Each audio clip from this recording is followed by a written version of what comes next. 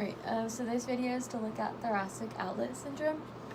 And the etiology is the compression of the brachial plexus and subclavian artery and subclavian vein as they exit through the thoracic outlet.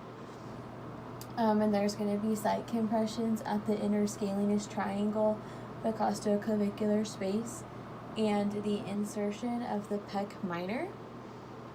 So first you would ask them their history. So you would ask what the mechanism of injury is, was there any unusual sensations at the time of the injury, they ever previously injured this shoulder or the other shoulder before, the type and location of pain, the presence of numbness or tingling, what their chief complaint is, if there's anything that they do that aggravates the pain or anything that eases the pain,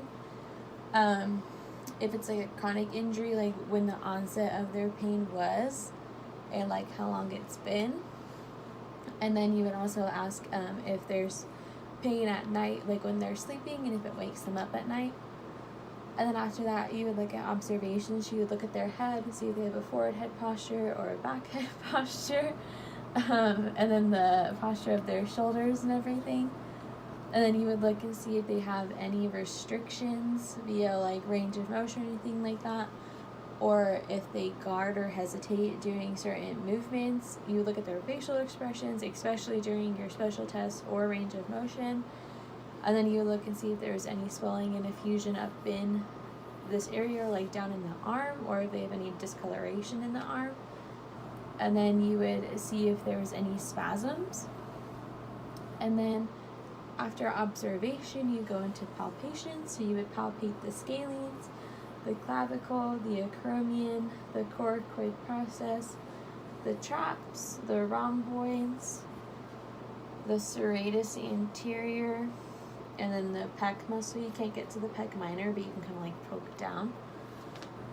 And then after palpation, you would start with special tests. So the first one's absence, which is the compression of the brachial plexus or subclavian artery via the scalenes. So the patient would be sitting, and then you would be behind them. And then you would find their radial pulse, bring them into extension, ask them to look at you, take a deep breath in, hold. And then a positive sign is that their pulse either diminishes or it goes away completely, and that they have numbness and tingling down their arm and into their fingers. The second one is Allen's test, which assesses the compression of the brachial plexus and subclavian artery by the pectoralis minor. And for that one, you put them in 90-90. You find the radial pulse. You ask them to turn their head away. And then you have them sit like this for just a little bit. And then a positive sign is that there's a diminished radial pulse or a non-existent one. And they also have like numbness in their hand. And then the last one is the military brace, which is almost the same as Adson's. So you bring them into extension, you find the radial pulse, go into extension and lateral rotation, which I forgot to say for Adson's, but you do that too. And then you ask them to turn their face away again, take a deep breath in, and hold it. And then a positive sign is that they have a diminished pulse or they have numbness and tingling going down their fingers. For management, so first you would want to correct any postural abnormalities, like if they have hunched shoulders or whatnot.